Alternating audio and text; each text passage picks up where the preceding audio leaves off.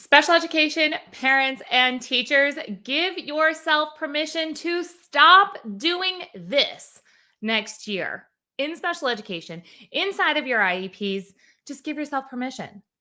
Let me tell you what that is. On this episode of the Special Education Inner Circle podcast, I'm your host, Catherine Witcher, and I often am telling you all the things to do inside of special education, how to build a better IEP, all these things to put on your list. Don't forget to do this. Don't forget to ask to do that. But we are in that week between Christmas and New Year's where, quite honestly, parents and teachers, we have no idea, right? What day it is. Schedules are all off. You're either loving this or you can't wait to get back to routine. Wherever you're at, reflection is good, right? Reflecting back on what's working and what's not working inside of your role at the IEP table. So, here at our, podcast conversations, inside our podcast conversations, inside of our master IEP coach programs, everything is built for parents, teachers, admins, and therapists to learn together, to work together. So this conversation is for everyone. And each of you have your own role and your things that you need to get done at the IEP table. All of you can be leaders at the IEP table. In that leadership role, it takes a lot of reflection. It takes a lot of thoughtfulness of what's working and what's not working so you can make the best decisions moving forward. So as we get to the end of this year and you're looking back at what worked and what didn't work this past year and what do you want for next year, a lot of times we're thinking about things personally, or we might be thinking about things professionally, but we don't often think about the special education process in this way. I love to think about the special education process this way. I'm sure you're not surprised about that because I've been talking about IEPs for 25 years and it's not stopping anytime soon. So I'm always reflecting back on what's working and what's not working. So when you look back at this year and you look at your IEP meetings, you look at the conflict that you've had maybe internally, some things that you've been struggling with through the IEP process, or maybe some of those external, like you had some actual tough conversations, or maybe some negotiations, some disagreements that you had to go through. What worked and what didn't work? And then I want you to give yourself permission to stop what's not working for you. See, here's what happens. You take IEP trainings. You listen to what the other teachers are doing. As parents, you're listening to what the other parents are doing. And you're trying to implement all these different things. And am I doing this right? And I need to do more. And I need to do all of these things. But a lot of times we need to slow down and reflect and say, what do we really want out of special education? Like, what do we want? For my child or for my students? What are we really working towards? And are we hyper focused on those things or are we letting too much noise come in? So when you're looking back, you want to say, what do I want to stop?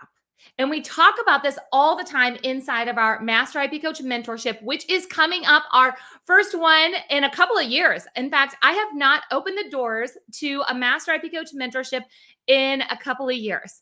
So I've offered other different ways for us to work together, but not in our original mentorship style, which is an online class. And you can figure out your own schedule with the online class. It's really unique in that way. So it fits our busiest schedules, but you come into this mentorship and I teach you all these different ways to build IEPs. And then I also teach you, if you want to learn to do what I do and help parents through the IEP process and get paid for your expertise, then I teach you that side also. Okay, so inside the mentorship, we're always simplifying things because people are always overcomplicating things.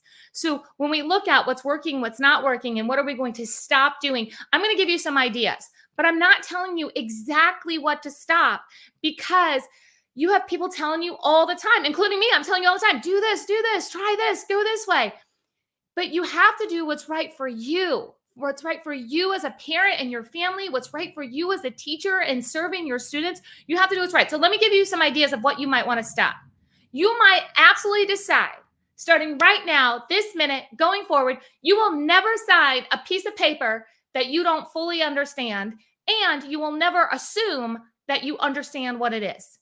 So let me give you an example. I have a lot of people that will send me DMs or emails or post up and tag me and say, I'm not signing the IEP. Right, Catherine? I should never sign the IEP if I disagree. And I actually say, no, that's not necessarily how it works. In most states, signing the IEP doesn't even happen. What? Okay, I'm not going to get into all of this. I'm not going to get into all this, strategic kind of paperwork that happens. But bottom line is, most states, you sign your child into special education. So parents are saying, like, yes, I agree to special education services. And then each year, you're not re-signing the paperwork of I agree or don't agree. Now, that's not true in all states. There are some states where you are agreeing, but very, very minimal states. Okay. So a lot of times parents are saying, I'm going to sign this or I'm not going to sign this because I believe that there's power in that. And the power is not what you think it is. Or a lot of times parents will say, I signed this piece of paper, so I agreed to the IEP and now I don't know what to do. No, you probably just signed a sign-in sheet saying that you were there. And even if you did sign something that you agreed, there's always a way to do this. So signing papers, let's just stop signing papers that you don't agree with. I will tell you that or I shouldn't say that you don't agree with. I should say stop signing papers if you don't know what they mean.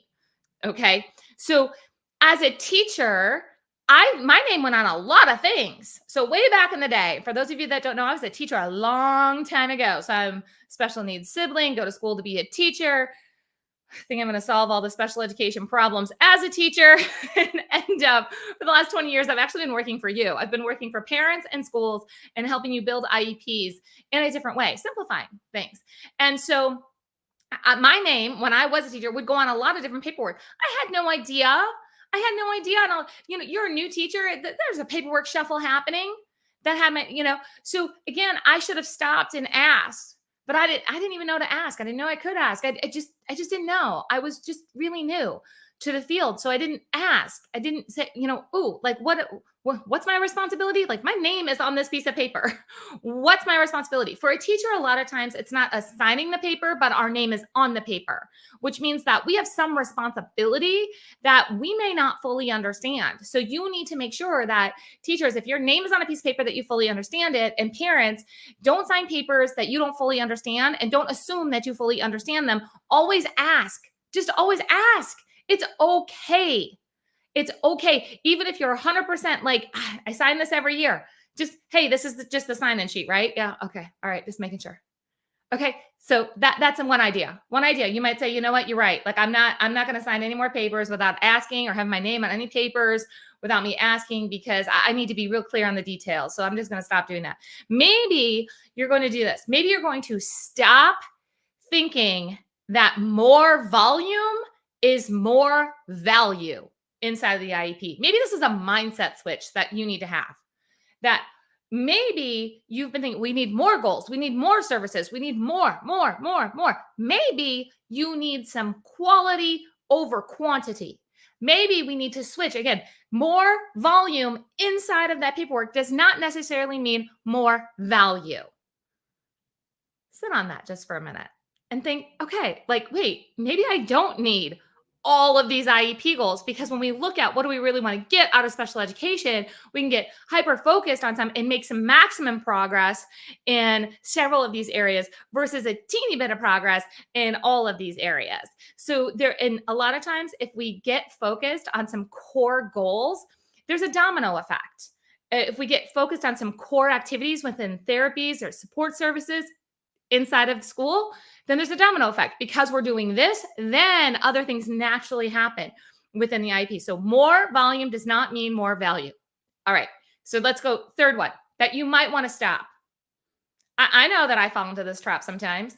Stop comparing yourself, your decisions, your role at the IEP table to others. All right. We all do this. We all compare ourselves to others, and we've got to stop that, right? Out in our outside lives, outside of special education. But inside of special education, we do the same thing. So parents, stop feeling, I'm going to call it out, shame, right? A lot of times there's shame in our disability community because you choose a certain path for your child. You're choosing certain IEP goals. You're choosing a certain placement for your child that might go against what your best friends in the disability community are choosing for their children. And you feel like, oh, they're so going to judge me for that. So what? So what? That's their issue, not yours. You do what's right for your family. So when it comes to placement or IEP goals. And teachers, when it comes to your classroom and what it looks like and how you're going to implement your IEPs in your classroom, you do what works for you and your style and the way that you work, because all of our brains work different, right? So my classroom looked very different than other classrooms. And I'll tell you, I just didn't care because I knew what I needed to help my students reach their goals and to help me be the best educator that I could be. And that means that I had to look different than everybody else in the school. Oh, wow. So I want you to really think about, what are you going to stop? Are you going to stop signing papers and putting your name on papers inside of special education just because that's the way it is? So we just have this paperwork shuffle. You're going to start questioning, but first you have to stop just kind of blindly signing things or having your name in places. Or maybe you're finally like, okay, I'm going to stop putting more things to an IEP, thinking that more is better because I'm really going to focus on, quality versus quantity. Or maybe you're finally going to put your foot down and say, you know what? I'm going to make the best choices for my child or for my students, and I don't care what anybody else thinks. And I'm not going to worry about how different my child's IEP might look versus some other families that you're connected with, or, teachers like not worrying about what's happening in everybody else's room, because you know how you work best and you know how your students work best. I want to encourage you that if you want to lean into this at a whole other level and you want more strategies and more things to go in depth in simplifying, not in depth as in more, no, actually simplifying. So in fact, today I am taking this crazy week between Christmas and New Year, to simplify a lot of things behind the scenes that are happening in our Master IEP Coach mentorship and community. Everything is going to be so simple. Back in the day, when the Master IEP Coach mentorship started, it was a 6-week program with live trainings 3 to 4 times a week. Oh my goodness, it was intense. It was so intense. But now that I've been teaching this for a long time, I've been able to simplify the process. We've now got 30 days together, and then you can become a Master IEP Coach in 30 days. All of the trainings you can listen to on the go. Absolutely easy. So easy to pop open an app on your phone, listen to it on the go.